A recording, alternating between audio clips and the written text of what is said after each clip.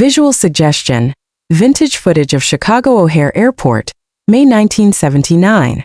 Bright afternoon sun with the steady hum of aircraft arrivals and departures. Script narrative. May 25, 1979. The Chicago sky was crystal clear. The Memorial Day weekend celebrations were just beginning. The airport was teeming with travelers, some heading home, others off on vacation. No one could have imagined that in just a few minutes, the greatest aviation disaster in American history was about to unfold. Expansion tip. Narrate brief human stories here.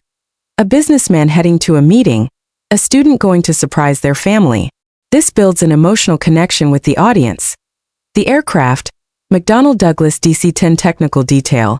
The DC-10 was the superstar of its era. A three-engine giant, it was a favorite among passengers for its size and comfort. The specific plane, this American Airlines aircraft N110AA, was only a few years old and had successfully logged thousands of flight hours. The crew captain Walter Lux, a profile of a veteran. With over 22,000 flight hours, his presence in the cockpit was considered a guarantee of safety. He was a pilot who had seen it all. Boarding and final checks narrative. Flight 191 was ready for Los Angeles, LAX. 258 passengers and 13 crew members had boarded. Atmosphere. The typical cabin bustle, passengers stowing luggage, flight attendants offering warm welcomes. The pushback. The roar of the engine starting as the plane taxied toward runway 32L, the takeoff roll and the moment of impact narrative. 3:02 p.m. Captain Lux pushed the throttles forward. The roar of the engine shook the runway. The plane gathered speed, 100 knots, 150 knots, and then V1. The point of no return where takeoff can no longer be aborted.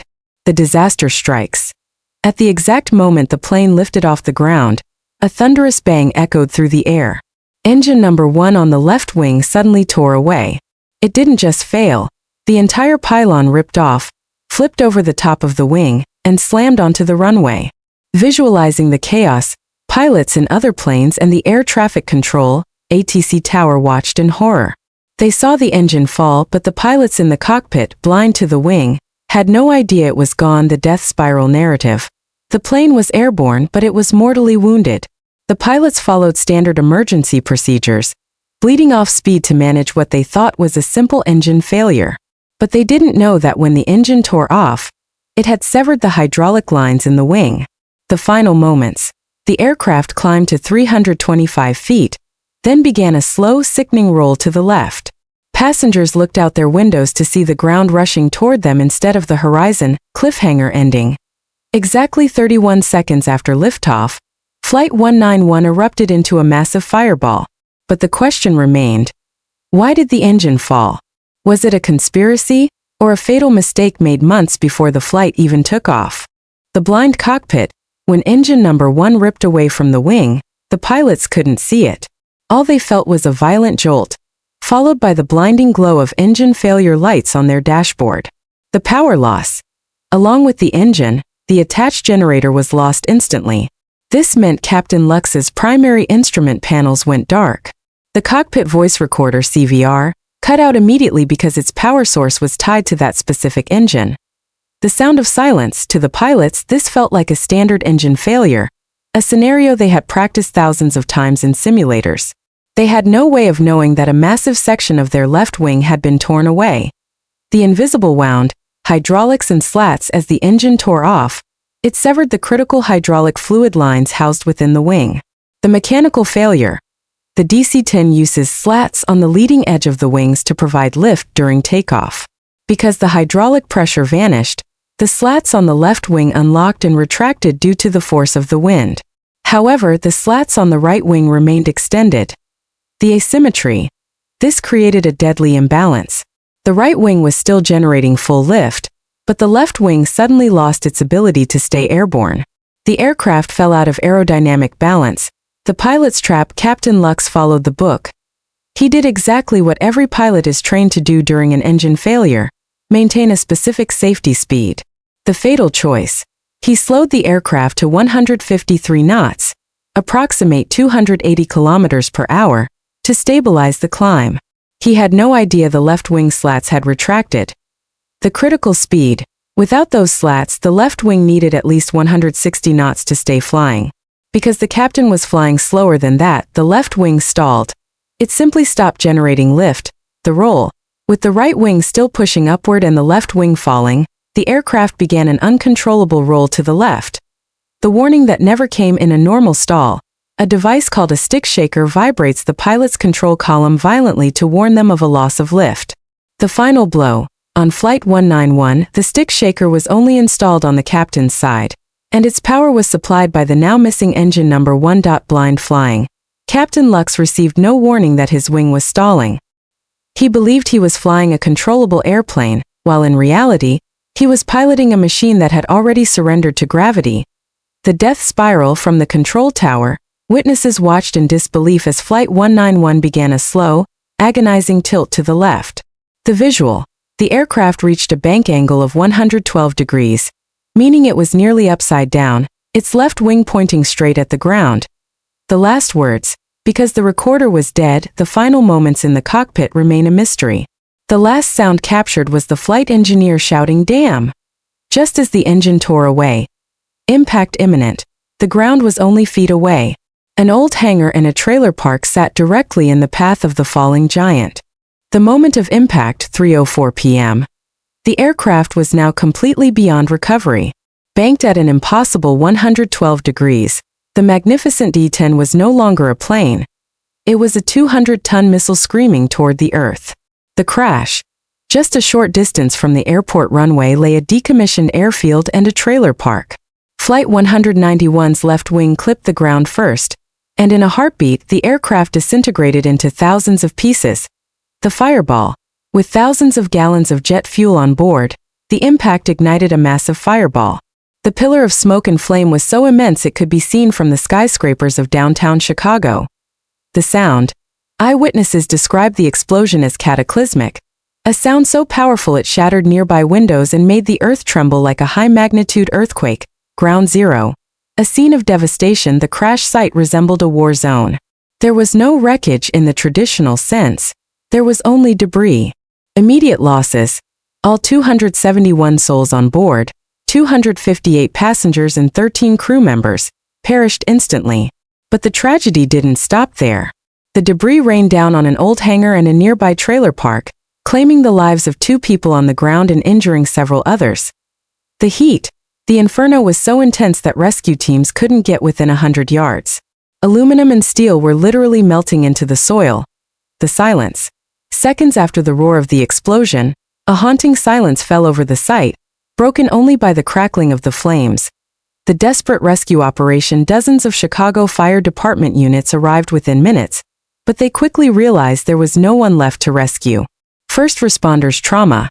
Veteran firefighters later remarked that it was the most horrific scene of their careers. In a pile of rubble that mangled, a survivor would have been a miracle. There was only ash and twisted metal. Identifying the victims. The process of identification was agonizing. Forensic experts had to rely heavily on dental records and jewelry to give families the closure of a name. Panic at O'Hare and beyond. At O'Hare Airport, the atmosphere shifted from holiday excitement to paralyzed shock. The families. In Los Angeles, families were waiting at the gate when the news broke. Back in Chicago, the airport turned into a scene of grief and chaos as relatives realized their loved ones were on that flight. The media frenzy. Within minutes, news crews descended on the scene. Live coverage beamed the smoking crater into every living room in America. Everyone was asking the same question. How could a nearly new plane with such an experienced pilot just fall out of the sky? Public outcry and national fear. The disaster instilled a deep sense of dread regarding the DC-10. The death trap reputation. The DC-10 had suffered previous high-profile accidents, but Flight 191 shattered its reputation completely. Passengers began refusing to board the aircraft and airlines faced a massive wave of ticket cancellations. The grounding. In an unprecedented move, the FAA, Federal Aviation Administration, took the historic step of grounding the entire U.S. fleet of DC-10s until the cause of the engine separation could be determined. The mystery of the fallen engine. The investigation began with one haunting question. How does a nearly brand new engine simply fall off a wing? Searching for evidence.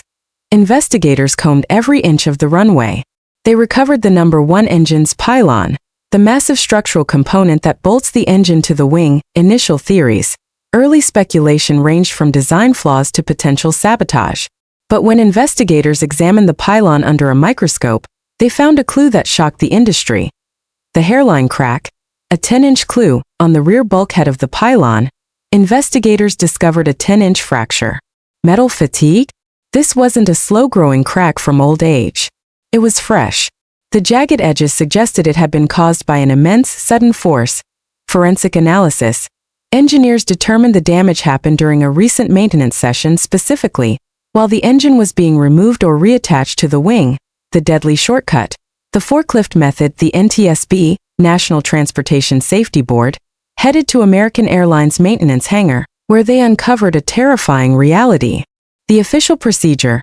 McDonnell Douglas, the manufacturer, mandated that during maintenance, the engine must be removed first, followed by the pylon. This was a tedious, 8-hour process. The smart idea. To save time and labor costs, American Airlines developed a shortcut. They decided to remove the engine and pylon as a single 13,000-pound unit. The tool of destruction. To support this massive weight, they used a forklift. The precision error. A game of millimeters. A forklift is a blunt instrument. Using it to align a 6-ton engine with millimeter precision was a recipe for disaster. The impact.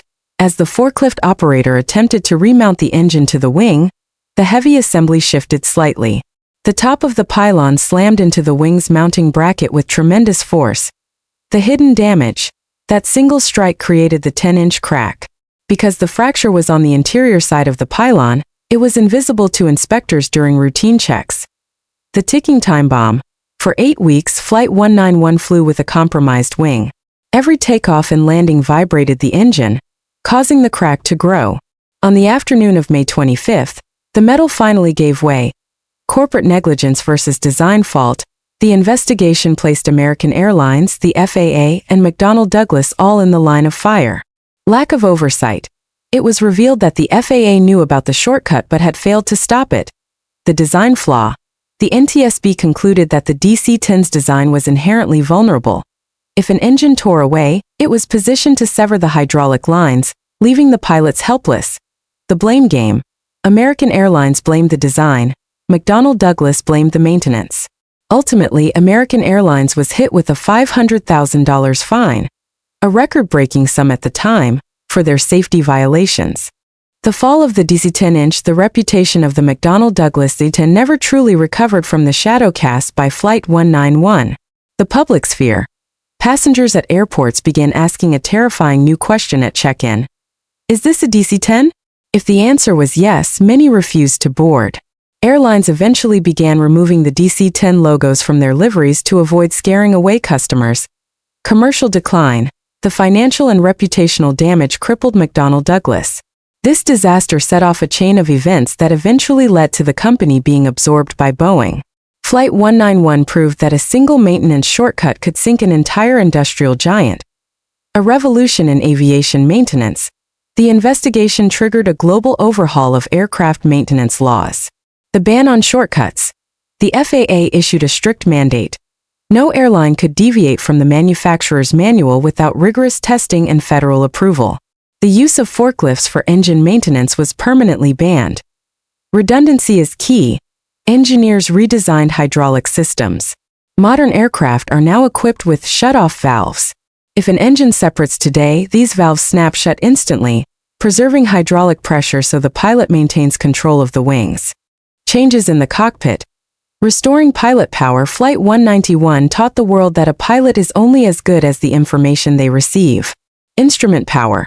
Today, flight instruments and warning systems, like the stick shaker, are connected to multiple, redundant power sources. If an engine or generator fails, backup batteries or the remaining engine instantly take over the load. New training protocols. Pilots are now specifically trained for asymmetric slat conditions. They are taught that if lift is lost on one wing, the solution isn't to slow down, but to maintain or increase speed to prevent a stall. Justice and the stories of rights. This tragedy reshaped victims' rights and compensation laws in the United States. Legal battles. For years, the families of the victims fought in court. These landmark cases forced the aviation industry to prioritize safety expenditures over profit margins. The memorial.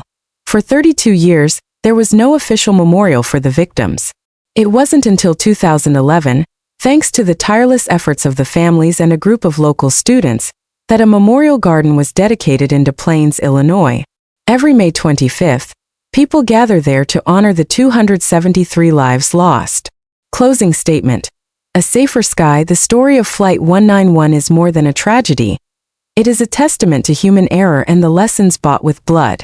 Today, when we travel peacefully at 30,000 feet, we do so on the shoulders of those who were on board that flight. Their sacrifice forced aviation to become fail-safe. Final call to action. On Stories of Rights, we must remember that every right comes with a responsibility, whether you are a CEO or a mechanic. When that responsibility is ignored, it is always the innocent who pay the price.